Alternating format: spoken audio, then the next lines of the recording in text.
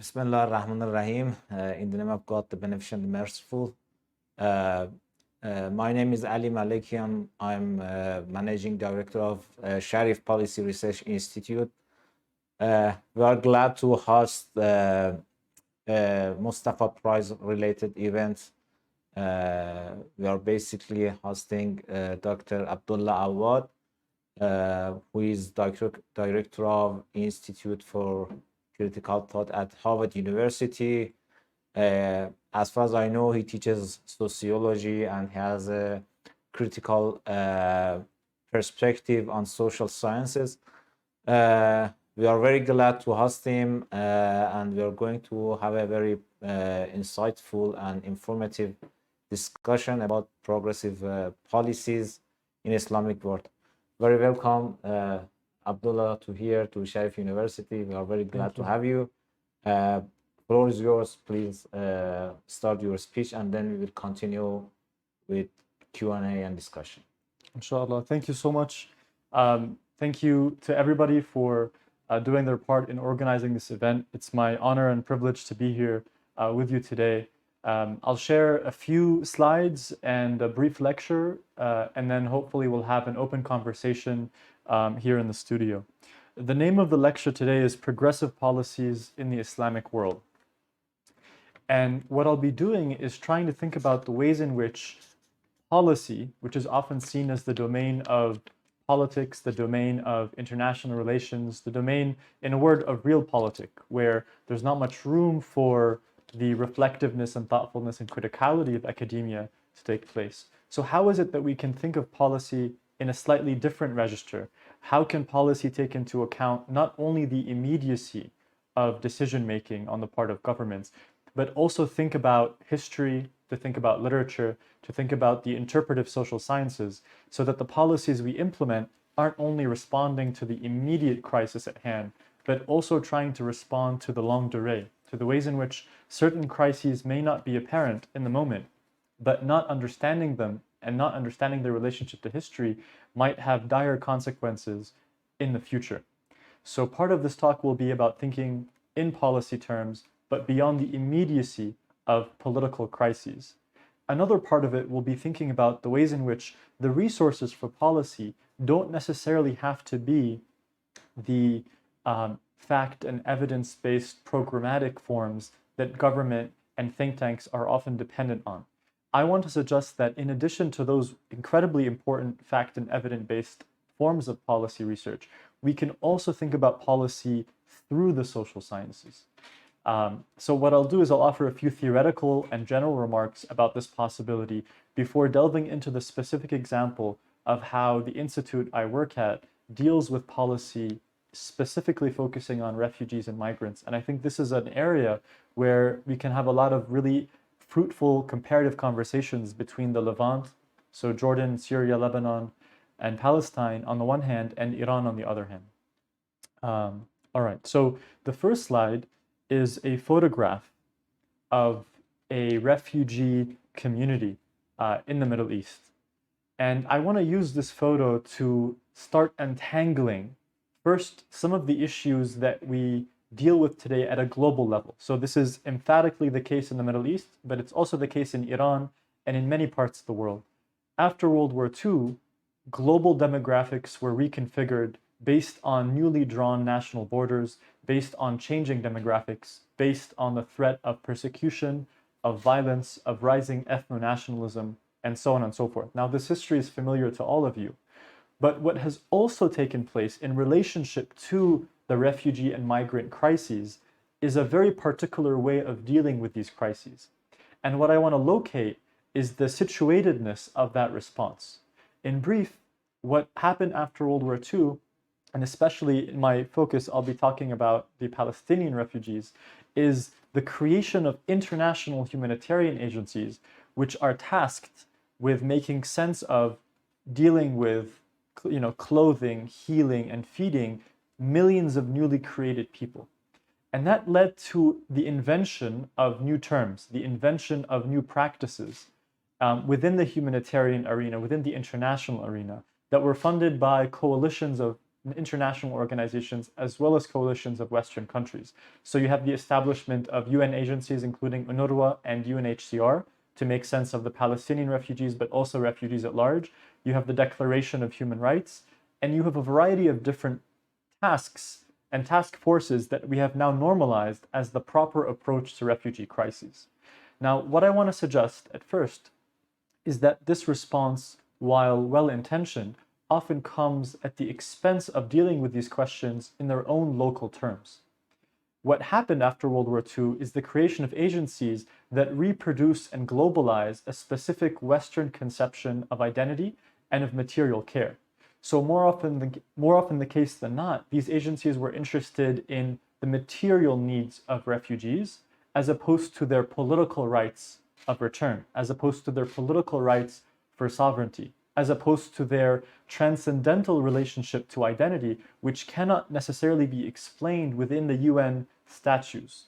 In the context of the Arab Islamic world, this included a relationship to community, a relationship to belonging, a relationship to faith, and a relationship to governing the self, not simply as being the passive recipient of aid. Now, fast forward 60, 70 years, the migrant crises have only intensified, and the approaches taken by the international community have not created the kind of cohesive communities that were once imagined possible. And I think the photo that was up on the screen a moment ago is a good example of how dehumanizing, however well-intentioned, how dehumanizing taking care of refugees has become. People live in box-like conditions. Their needs in a material sense are met, but their spiritual needs remain on the sideline. They're treated as passive machines. And I think this is one of the primary issues leading to gross forms of domestic violence, of suicidal ideation and depression amongst these refugee communities. Again, I'm focusing on refugees, but a lot of these issues I'm describing, specifically the ways in which international organizations reproduce a Western conception of identity, we find these trickling down and affecting many other domains of life, including amongst the middle class in urban cities within the Arab Islamic world. So if that's the problem, if the problem is in part the approach of humanitarian organizations, how do we go about conceiving of a different dare I say, Islamic perspective on how refugees might be taken care of? That was the question that led the Institute for Critical Thought towards taking a multi-year research project with a policy-oriented approach towards thinking in these terms. And we began, because we're trying to think beyond the terms that are already in place, we began actually with literature. And so what we did is we turned to Palestinian accounts, so Muslim and Christian Palestinians who wrote in their literature, in their essays, about the shortcomings of the term refugee, especially as the term was used by the international community to make sense of the Palestinian problem or the Palestinian question. And so we turned to the Palestinian writer Ghassan Kanafani, whose photo I included 2 slides down. Ghassan Kanafani was a refugee and a political activist, a public intellectual, who took issue with the term refugee. He was very sensitive to the ways in which it depoliticized what it means to be a Palestinian. It took away the agency in favor of treating the refugee as a passive consumer of aid. So it disabled rights, it disabled political agency, and it disabled what I'm going to call the indigenous capacity, the local capacity to speak on one's behalf and not simply be spoken on the behalf of. So we began by analyzing Ghassan Kanafani's short stories. Again, this is an unusual move for a policy-oriented research project to start with literature. But what we discovered was an opening to history that we hadn't been able to find in policy. What we discovered is that in Ghassan Kanafani's writings, there's a return to forms of speaking and forms of identity about displacement and about movement under conditions of persecution, which predated the establishment of the United Nations. And so that was our entry point towards thinking about entire structures of belonging, but also specific terms in Arabic that can be better used to describe the situation of somebody who must move from one context to another. And by pursuing this historical strand, we went as far back as the Quran. So the slide preceding this photograph is taken from the Quran. It reads, those who believed and emigrated and strove in the cause of God, as well as those who hosted them and gave them refuge and supported them. These are the true believers. They have deserved forgiveness and a generous recompense. And so what we did is we began with the Quranic surahs themselves to try to derive an architecture for thinking about movement that isn't necessarily simply responding or reacting to the problems of international agencies. And in so doing, we not only did textual analysis of the Quran, we also looked at the first paradigmatic hijrah or movement that the Prophet, peace be upon him, took. And again, this is relevant given the Mustafa Prize's interest in the story of the Prophet Muhammad sallallahu alaihi wasallam. We took recourse to the Prophet's first hijrah out of Mecca, and we analyzed the ways in which he deployed, and those around him deployed, a vocabulary that held on to the humanness and that held on to the spiritual dimensions of movement from one place to another. We also traced the ways in which the host community during the first hijrah was able to accommodate the Prophet even before the host community converted to Islam, which means we also found languages and discourses within the Christian and non-Muslim communities that hosted the Prophet in his first departure from Mecca. And that led us to build a very rich, multi-ethnic, multi-religious perspective on how language and religion can intersect way before modernity to come up with a human way of understanding hospitality, of understanding taking care of refugees. Now, on its own, this may seem like an interesting historical account, but what we've done is, again, being policy-oriented, we've tried to begin translating some of these discourses and some of these terms across the history of the Islamic world.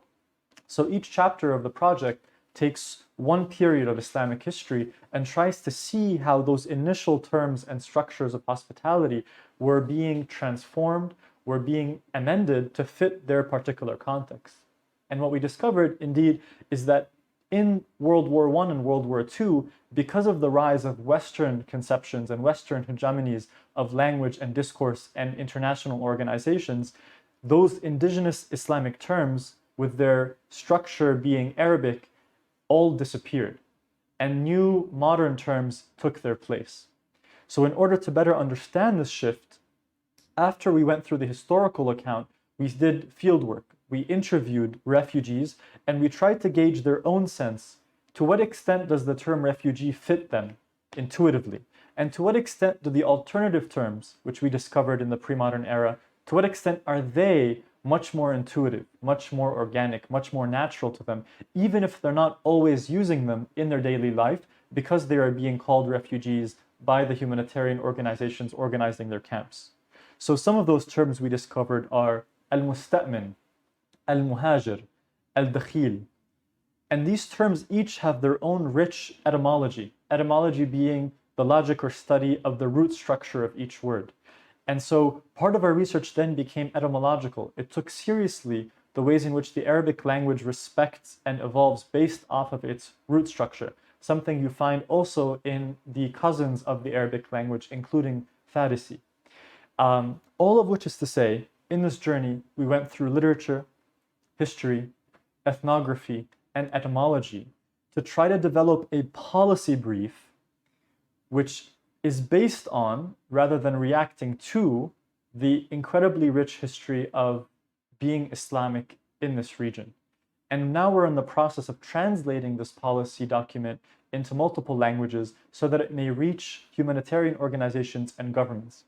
And what I want to urge, and maybe this is a point of departure for having an open conversation, what I want to urge is thinking about policy certainly through evidence bases, certainly through facts, certainly through some of the sophisticated statistical models that have been developed recently, often in relationship with Western models. But I think in addition to this, we must also think about the interpretive social sciences, as well as the critical humanities. We should take seriously literature as an entry point for questions of society, and we need to take seriously our own historical accounts. And finally, our own historical accounts don't just speak to our own context, they also have the capacity to speak beyond our own context. And I think given the problems the West is facing with the refugee crises in particular, I think there are elements of Islamic humanness in the pre-modern area that have a lot to teach our Western counterparts in terms of how the refugee can be dealt with. So I'll stop on that note, and hopefully we can have a conversation based on these ideas. Okay, very, very interesting debate on basically developing policy issues, not only on some kind of a statistical analysis and kind of mainstream westernized literature, but also kind of local literature-based, cultural-based identities. This is my understanding. Basically, it's not my specialty area, but I got a very kind of deep sense on that because I understand what once I compare some conceptual understanding of Western policy literature with kind of local needs that we have. I want to ask you because I don't know how many cases you went through to develop these kind of new approaches to public policy. But I want to understand how you can basically propose some kind of general methodology to embed literature and culture and history in developing public policy literature and public policy prescriptions, because most of the think tanks, most of the policy research centers basically do normal policy work, and they don't basically take into account these kind of values and literature in their studies. And on the other hand, I think politicians themselves, they understand that these kind of very mainstream policy don't really meet their needs because they want to engage people, and people basically respect to these kind of values that you consider. So do you think that we can propose a kind of general methodology for doing this work and then apply and generalize to other policy issues rather than just refugees? And if you could also give more examples on that, that's very good. We have a similar debate in Iranian policy committee and social science community, basically about Islamization of social sciences and humanities. And this is a very hot topic, basically. Some people don't believe in that. They say, well, this is science. This is not, doesn't have, you can't basically say Islamic physics or Islamic mathematics. You can also say Islamic sociology or Islamic humanities. We have other camps that they basically, I think they're closer to what you are telling, that no, this is social science is not free from values, from history, from literature, and then you have to take into account. And this is much more important once you come to policy, because policy is related to people's life, and you are not really able to respond to people's needs without taking into account this rich history. Yeah, I think that the question is clear. If you could comment on that and provide more examples, that would be grateful for us. Absolutely. Thank you so much. I mean, those are a series of very thoughtful and provocative questions and comments. So thank you. I'll respond to them kind of together. So I think, as you mentioned, despite our having different areas of expertise, you have an intuitive sense of the question, right? And I think that plays into the importance of thinking across disciplines and the importance of thinking across the boundaries of policy and social science and the humanities. Because I think deep down, we all feel like there's a bridge that can be gapped. And so often it's the case we get accustomed and we naturalize these divisions of labor, the divisions of the disciplines. But the moment somebody from a different discipline says something, there's an intuitive sense of its importance. And I think it's that intuitive sense which is the basic argument I fall back on. If I have to spend a lot of time arguing for something, then maybe I shouldn't be arguing for it, you know? And I think politicians are very clever because they want to work with what the people already want. So I think part of my approach isn't to, dictate for others how to do policy. It's to try to find those points of dissatisfaction within policy and try to find solutions from different disciplines that are already kind of naturally there. And this idea that disciplines already naturally incorporate other elements that don't seem like they're a part of is also the same story within the natural sciences. The history of the natural sciences, and here I'll call upon the fact that one of the first programs here at the Institute was philosophy of science. Yeah. The history of the philosophy of science is the history of Christian iconography and Christian ideology imbuing itself within the earliest modern scientists. And there was a point in time in Western Europe where the study of the natural world and the study of theology and the study of philosophy, these were all one. Yeah. And so was the case, of course, with the classical period in Islam with, Ibn Sina was a physicist, he was an astronomer, he was a mathematician, and he was a philosopher, and so on and so forth. And I think we need to recuperate those eras in which knowledge was embedded within life as a whole.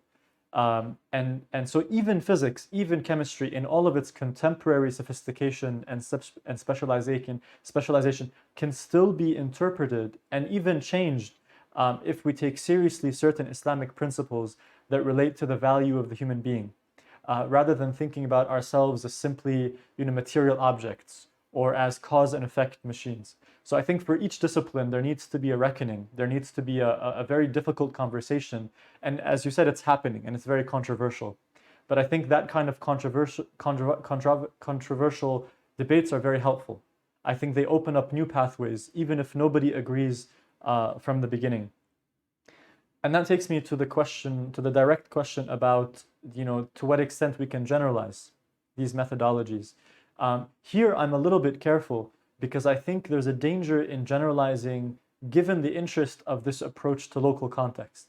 So I think we should have comparative perspectives. We should generalize insofar as the context to which we're generalizing kind of organically accepts our tools and methods. But I think insofar as we generalize, we should always be aware of the limits of our starting points. And maybe in that regard, we should always be encouraging people to develop their own organic, indigenous, local, be it linguistic or sociological terms for making sense of these questions. I think given the proximity of Arabic and Farsi, the proximity of the Levant to Iran, there's already so many similarities. There's already such a strong foundation that the process of generalization can take place more organically. But even so, I think there's always room for local attunement. And I think any researcher who might be interested in developing and generalizing these approaches should be attuned in a very kind of deep way to the particularity of their context. I think that's what will win over the people. I think that's what will create programs in policy and in society that are more successful. We've seen in the past 70 years the failure of top-down bureaucratic management of people, which has often led to resistance and led to national crises. So I think from the level of the individual researcher to the civil society institution, to the government, to the head of state, I think the question of respecting the local context should be central, simply because that's what will withstand the test of time. So in that regard, I'll keep that question open of how to generalize, as we take each issue, each topic in its own terms, in its own context. So you also asked about other examples. Part of what the Institute is doing now, we're kind of wrapping up our project on immigration and focusing now on education. What we've come to realize, and this is something that I've been speaking about with colleagues in the past day at the Mustafa Prize, is that so often our intervention comes late in the game. We're all adults, we're all educated, we've all began establishing our work. Some of us have reached levels of seniority where it seems like we're accustomed to the way things are. So I think we need to begin thinking about education at a much younger age. And so our most recent project, which has elements of public policy prominently in its purview, is developing a curriculum for school-age children based on the Islamic concept of istijara. And the Islamic concept of istijara is about responding ethically to those who are in need, and doing so outside of the identities of Western religious frameworks or Western use value. So thinking about giving and taking and sharing resources and cohabiting space beyond the question of a narrow, self-interested identity. And to develop these virtues and these character traits through a curriculum at a young age. And for this to be a board for people to spring on towards studying the natural sciences, the social sciences, or even doing very technical vocations, at least from a young age, they have this established sense of soul, an established sense of virtue in relationship to all of the world. So no matter where they go, they'll have a compass of sorts. And I think that's one way of again, to return to the role of Islam in this conversation, that's one way about thinking in relationship to Islam. Islam isn't just about praying 5 times a day or following a set of standardized practices. Islam is about introspection, it's about knowledge. And so to create a community in which introspection and knowledge is seen as a totality, as a whole from a young age, is important not only for self-identified Muslims, it's also important to be a human being. And I think this is an element of our work which can be translated and generalized to contexts within the Muslim world, but also beyond it. Because many of these issues people face, regardless of their religious identity. And here Islam can be the resource rather than the problem. So in relationship to policy, what that work entails is developing a curriculum and then writing up a defense of its necessity for ministries of education, for ministries of internal affairs, gaining consensus amongst stakeholders, but also amongst civil society institutions to promote this way of thinking, because if the government doesn't accept it as a possibility, it will be extremely difficult for it to have an effect on society as a whole. So I think policy and think tanks, places like the Sharif Institute, they have a really important role to play, not only in doing the research, but also in translating these findings for governments. Because sometimes, as you mentioned, governments speak a very different language, and they need to be convinced of the value of this project for them rather than for society. So policy sometimes is a strategic game in which we have to negotiate rhetoric, and we have to negotiate, different factions who don't necessarily care about the same things in order to promote the greater good. So I think these are some reflections to the rich set of comments you shared. Very good example. I think this area of education policy also is a controversial issue. The personal experience we have had on that is the document on 2030 education for the sustainable development goals. And it was very controversial issue in Iran because they basically proposed it as a kind of framework for improving or transforming education system in the country.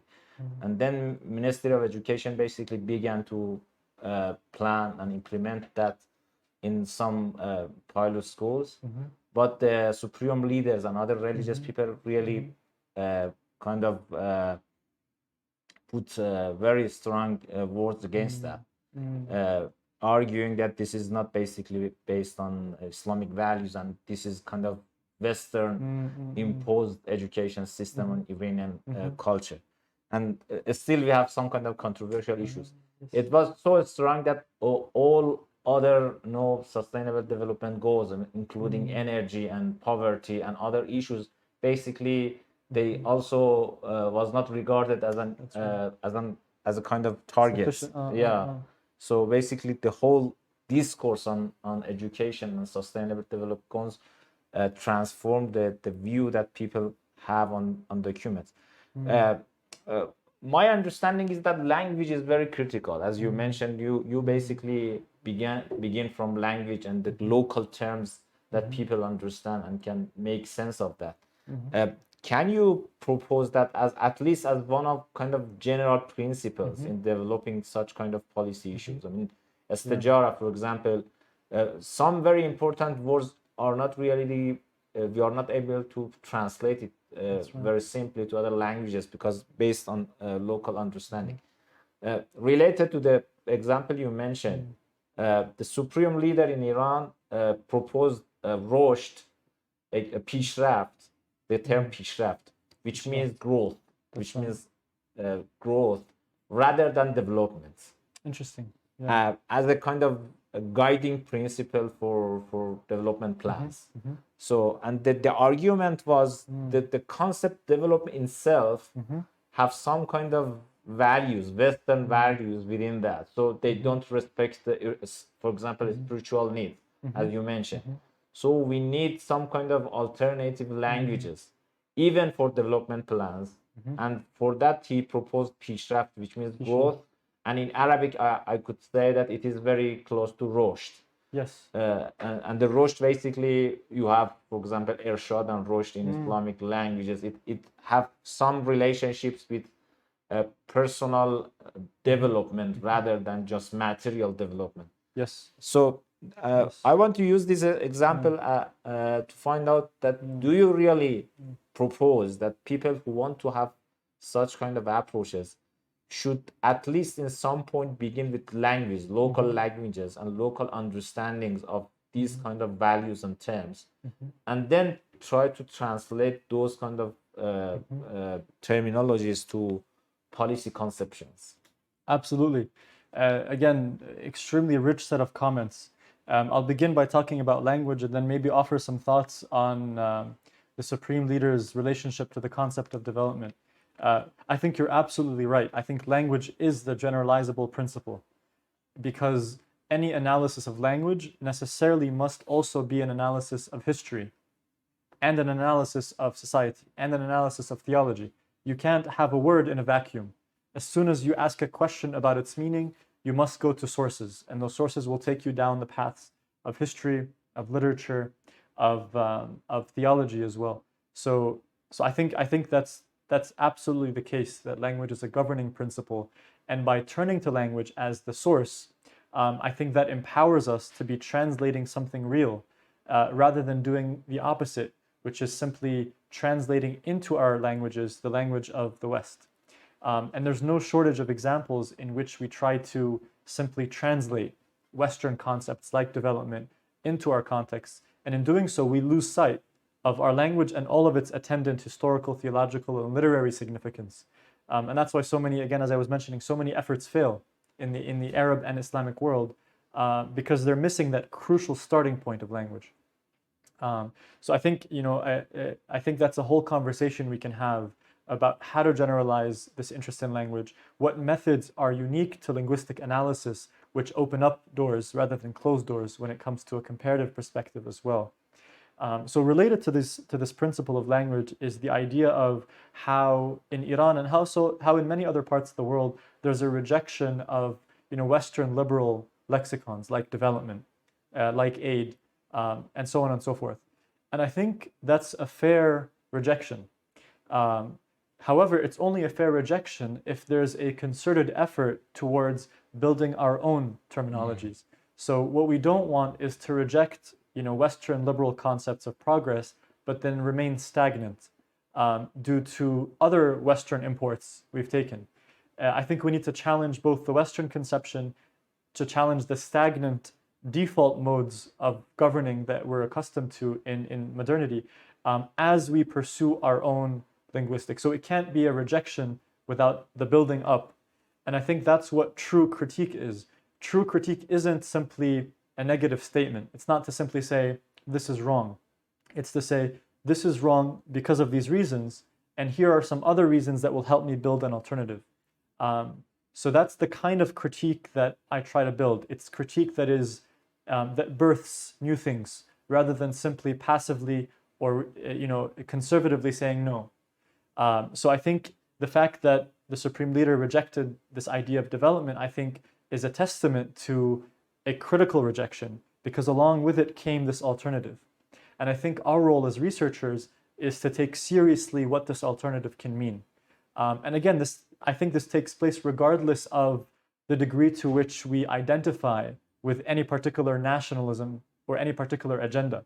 I think there's a value towards taking seriously these terms and building them for simply being a human being, let alone being Muslim, let alone being Iranian, and so on and so forth.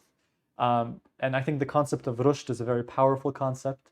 I know in the classical period of Islam, the idea of development never existed at a temporal level. So when you read these classical philosophical texts, there's an idea which we now take for granted, which is missing. The idea, and this is an Enlightenment Western idea of progress, that we are always progressing from a state of inferiority to a state of superiority. And today, this is all measured through technological advancement, through GDP, through longevity. These are very superficial indicators of progress. But for centuries in the Islamic world, the concept was closer to the idea of tawazun or balance. So what we're achieving isn't some far off, unspecified notion of perfect humanity. It's actually balance. And when you're pursuing balance, you're always in the state of success, because balance is in the present, and balance is what you achieve if you continue to attend to all the different forces and factors. So I like this idea of rushd because it has an element of this classical Islamic idea that we've lost sight of in our national agendas, but even individually. You know, people just want to get the better job. They want to get the best salary. They want to move to the best neighborhood. All this movement towards this abstract dream is losing sight of the notion of balance that can be within ourselves, even as we pursue material interests. It doesn't have to be one or the other. So thank you for sharing those really insightful ways in which, at the level of the head of state, you have this negotiation in language. So the next related question, I think, is that how then we could be able to translate these kind of conceptions based on language and literature to kind of operational initiatives and practical policies. I think one problem is that once we discuss in kind of public policy communities in Iran and within people's working in think tanks, we really understand that on basic values we are different. We are basically pursuing different things. But once we come to the policy tools, once we want to implement something on the ground, on education policy, on economic policy, on energy policy, then you find out that you're really limited to what the kind of tools that are available in policy texts from Western country. So at the end, people think that what is the real difference rather than a kind of rhetoric. So on the ground, you use some kind of very similar policy tools that Western governments are implementing, for example, in managing the inflation rates, or let's say in monetary policy, or doing some kind of price regulation on some kind of goods and services. So these are the major policy tools that governments work for that. Could we have an argument that rather than just kind of rhetorical difference, you would find a very practical, concrete difference in these kind of policy approaches or not? Absolutely. I mean, that's a very important and very difficult question. Let me begin by saying or suggesting that maybe there's two areas in which policy may be operationalized. I think the first is within the realms of civil society, of culture, of education, of even bureaucratic management of populations. So be they refugees or even local populations. I think there's a lot of room for the kind of approach I'm advocating to be translated, and for its translation to create tools that are innovative. So I think there's a whole realm that we can talk about at length within civil society, education, ministries of interior, refugee population management, all of which actually can be negotiated using policies that are innovative, that stem directly from this linguistic approach. On the other hand, there's a whole realm of policy which is so entrenched within global capital, so entrenched within the structure of the nation state, which, as you pointed out, itself is really just, a standardized version of a Western European concept, that it's difficult for this kind of approach to immediately create new policy frameworks. When you talk about, inflation rates, when you talk about taxation, when you talk about all these minute economic details that are necessary for managing a population of any kind, in a context that is so entrenched based off of the problematic modern nation state, then it's not an immediate translation. I think that work is open-ended. And I don't think it's easy to say the new policy will be innovative in this or that way. I think that's where we fall victim to the trap of rhetoric, where we spend hours speculating about alternative economic systems, but really at the end of the day, we're all tax-paying citizens who have to negotiate banks and so on and so forth. So there is a realm of policy that is more amenable to immediate translation, and I think that's a good, which will have a trickle-down effect on society. But I also think there's going to be a much longer conversation that we need to have, which will maybe take generations to actually change if we take seriously the totality of this approach. I believe that generationally, once you change people's consciousnesses from a very young age through programs like Istijara or Rushd, up to how they negotiate their identities, their relationship to society, you start cultivating enough of a threshold of awareness that people will be more amenable for a radical shift in economic policy, which may not seem in their self-interest immediately because they're entrenched within an older framework. I think this also relates to all sorts of global dynamics that we can't easily make them disappear because of our rhetorical interest in a particular question. So I think it's a generational question. It's open-ended, and we just need to be as vigilant about its possibility as possible. Okay. How much do we have time? Just finishing. Okay, so 2 minutes. finishing words. Yeah, 20 minutes. Okay, okay, 20. Let's go for the next question related to that. If we are going to have some kind of recommendations for social scientists and for education institutions, I mean higher education institutions who are working on social sciences and humanities, Yeah. in Islamic world as well as in other countries, not Yeah. just Western countries. You can Of course. you talk about African countries with different culture. They are not necessarily Muslims, but they have their own identity. That's right. So, if you are going to talk about that, what are the general principles in developing their own social sciences? Because as far as I understand, it is much more difficult to use this kind of Western mainstream social sciences compared to natural sciences and engineering. So if you take an engineering degree in Harvard, let's say, not Harvard, because I think Harvard is not engineering. It has. Maybe MIT. But you can work simply in Iran. Doesn't really have very much difference. But so it's kind of very general applications for electronics or mechanical engineering, this kind of hard disciplines. But to what extent you can really use the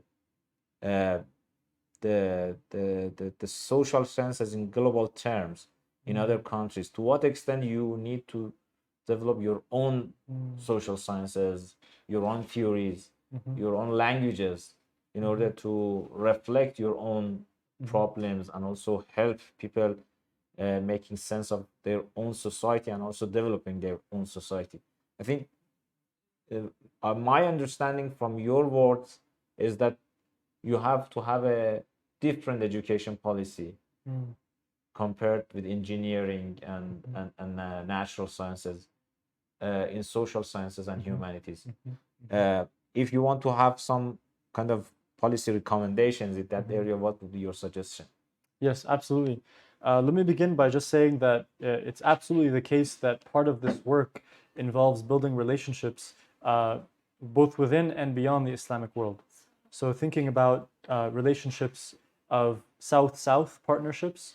So how is it the case that institutes in Iran can partner with institutes in Jordan, can partner with institutes in Africa, in Asia, in South America? I would even say to partner with institutes that have an open mind towards these questions within the West. So part of my work recently has been a partnership with a UK university, and the team is so aware of everything we've spoken about and so attuned to the problems that are endemic within Western concepts of social science that they are there to support us through their resources as they learn from the output of our research. So I think even the West, certain elements of the West, they're eager to change and to learn and to grow. And there's also the case, as you know, of many Muslim communities in the UK, for instance, in the US, who are actively changing the nature of civil society in those countries. And so just a quick example of that is there's been a debate for decades about the role of religious courts for marriage in the UK. So the degree to which you can have, formal legal procedures that are based off the UK government, but you can have a separate parallel Sharia-based legal system. And there are Christian academics in the UK who are actively promoting the importance of having these, paralegal Sharia-based marriage courts and other forms of court in order to understand and accommodate a multi-ethnic, multi-religious society. So I think certainly within the Islamic world, within the global South at large, but even in the global North, there's room for partnerships, there's room for innovation when it comes to developing social scientific public policy work that is actively reconfiguring society. So I think all of that is worth stating as well, because oftentimes you find unlikely allies around the world. So that's always a joyous thing to discover, and that's been the case for the past year. When it comes to the ways in which we can work and generalize our public policy, again, I think the basic premise of what I'm advocating isn't to say, I, Abdullah, have found the answers, and this is how they ought to be generalized. I think the act of generalization comes in dialogue itself.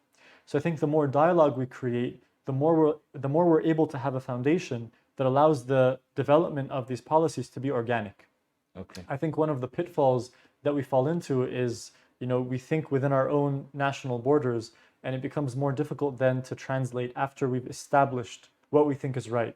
But having partnerships and foundations and exchange between contexts help us have a more natural relationship, which is part of what I want to advocate in my trip here, is actually building these partnerships and allowing there to be dialogue between, Jordan, Iran, and even the US and the UK on many of these questions. And what would be, what do you think, what the implications of that approach for, let's say, schools and curriculums? I mean, you need to basically educate people in that sense, right? In order to learn how do they do the kind of different social sciences, different Right. policy works. Right. Do you think that we need some kind of, let's say, core curriculum, but for this kind of education system? Even in a Western area, they always renew their curriculum in order to educate new approaches. That's right. Maybe we need some kind of more general, transferable curriculum to other countries, and then in order to have a kind of larger community of people who work in a shared approach. Absolutely. I mean, I think that really gets at the heart of the question of how can we build a curriculum for school, but also for college, for master's, for PhD, which is based off of these Islamic or less Western approaches to social science and the humanities. And I think there are certain efforts in Malaysia, in Jordan at the Institute, and maybe also in places in Iran that are trying to cultivate this curriculum. And I think the more we're able to share our findings and to share our curriculum, the more strong we become in how we may advocate on the level of policy for an actual change in curriculum. I think that's where policy can play a role in advocating for curriculum change, because the trickle-down effect generationally is enormous. Okay. Yeah. We have also some questions from the people. Yes. First one is that, do you have any idea, experience regarding translation of research institutes and think tanks outcome and knowledge into policy recommendations, which is understandable to politicians and decision makers? Maybe you answered this question in your example, but you have more comments on that we can use. Absolutely. I think it's a very good question, because I think having a very concrete example of how research can be translated to policy and then can be convincing for a politician for them to take an action, I think the more concrete an example, the better it is for us to envision how this can be reproduced. One of our research projects, again, was about rethinking refugee rights. And what we did is we developed a seminar in which we invited people from radically different parts of society. So we had a member of government, a minister of social development, be a member of a seminar in the same room as a refugee. And it's having that simultaneity of sharing that space as you have a facilitator who's trying to understand the question from a critical perspective, which opens both sides up to rethinking their vocation. And what we did in the aftermath of the seminar, so, a seminar has no commitments. You come, you read a text, and you discuss it. But I think sometimes having that freedom to think and to wander allows politicians to be less guarded and to be more okay with wandering in their ideas, in their possibilities, because they're not necessarily in that moment thinking about the immediacy of the action. So we have that period, you can think of it as an incubation period, where thoughts simmer. And afterwards, we begin building research programs based off the findings of the seminar. And as those research programs develop, the member of government who was in the class is part of that process of development. So once members of government, in our case, a minister, feels like they're an active stakeholder in developing the research, when we reach a conclusion, it's also the conclusion they reach. And they feel a personal commitment towards implementing it. And indeed, that's what happened with our project on refugees. It was propelled towards policy and towards the decision makers in government, because from the very beginning, before we had actual policy recommendations, in the moment of incubation, we were able to facilitate the input and then transform that input on the part of actual government members. So this, I think, is the role of a unique pedagogical approach. And here we can talk not only about curriculum, so not only content, not only textbooks and specific elements, but also how do we teach? Okay. And teaching isn't just for students. Teaching sometimes, or maybe most people who need to be taught, are politicians who have gone so far away from the practice of caring for civilians because of the nature of their job that they need to remember. And often the act of remembrance can take place in the safety of a seminar. And so, and I think this is maybe a slightly different topic that I would love to speak at length about in a different context, about the pedagogy that we developed at the Institute that led to most of our seminars having such a diverse group of people. We always have, we've had presidents, we've had members of UN councils, we've had members of government, and they sit alongside normal people. And everybody has a certain kind of input that is valued and that is conferred and that is subsequently transformed. So maybe there's a clue in pedagogy, and maybe we can talk about it at length in a separate context. Very, very good example. Have you done documentation on these kind of examples that people who are watching us can use? Yeah. If you could, at the end, would provide some information on these kind of documents that people can use, I think that would be very useful. The second question is that does Islam makes a difference to this translation of knowledge? This is very short question. Does Islam make a difference in this translation of knowledge? Yeah, I mean, I think so, absolutely. I would say that the way I'm defining Islam in much of the conversation isn't Islam as an abstract category. Islam as a very rich set of resources, textual resources, but also human practices. So both elements of the Quran and the Hadith and the Seerah of the Prophet, peace be upon him, but also practices that have transformed in case-specific contexts. And I think the beauty of Islam is the way in which it can always amend itself to new contexts. It's always evolving, it's always changing depending on its context, which is what makes Islam at some point in time a civilization that spanned hundreds of languages and ethnicities, each of which had their unique customs as well. So I think having that relationship to Islam allows for this translation to take place, because Islam I'm defining isn't rigid. It isn't a closed identity. It's very porous and it's capable of adaptation. Very good. The last question is that to what extent you think the case study approach that we have normally in many sociology and public policy schools could be used in order to develop these kind of new approaches? I mean, once you want to teach public policy in normal policy schools, you have to read a lot of cases, going through different diversity of cases to learn. And I think this approach also needs to be translated into a very diverse set of case studies. Have you tried that to create educational case studies who goes through definition of problem and then creating new terminologies through languages, as you mentioned, and then ending up to a set of policy recommendations that have some kind of roots in literature and culture and history. Absolutely. I think that's what we're currently doing. We're trying to, collate and gather all of the experiences we've had in the past 6 years and turn them into precisely what you're describing, kind of an educational case study, which can be read by anybody. And what I really value about the form of a case study, be it, through the social sciences or even through public policy in its traditional form, is the way in which you can read a case study and you can learn from it in so many different ways.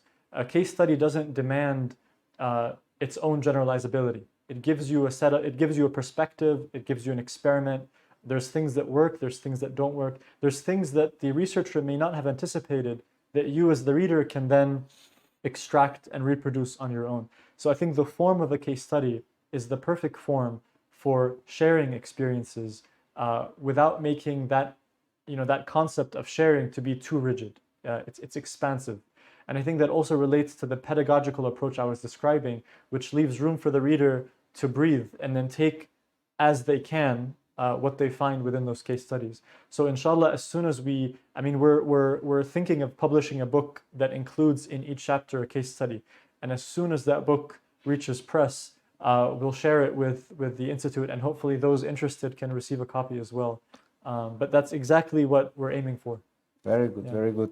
We are really expecting to come soon. Inshallah, yes. Inshallah. Okay, I think it was very informative and very thoughtful discussion about the progressive public policy. If you don't have more questions from audience, I think we can end this session because we have run out of time. I would like to thank you for your participation, for coming to our institute, and I hope you enjoy this trip to Iran and also your experience here. Thank you very much. Thank you so much. I truly appreciate it. I'm humbled to be here. I hope my presence was useful, and I have so much still to learn from you and from the Institute and from everybody here. But my warmest, sincerest thanks for having me. It's been an absolute pleasure. You're very welcome. Thank you. A pleasure. آقا دست شما درد نکنه.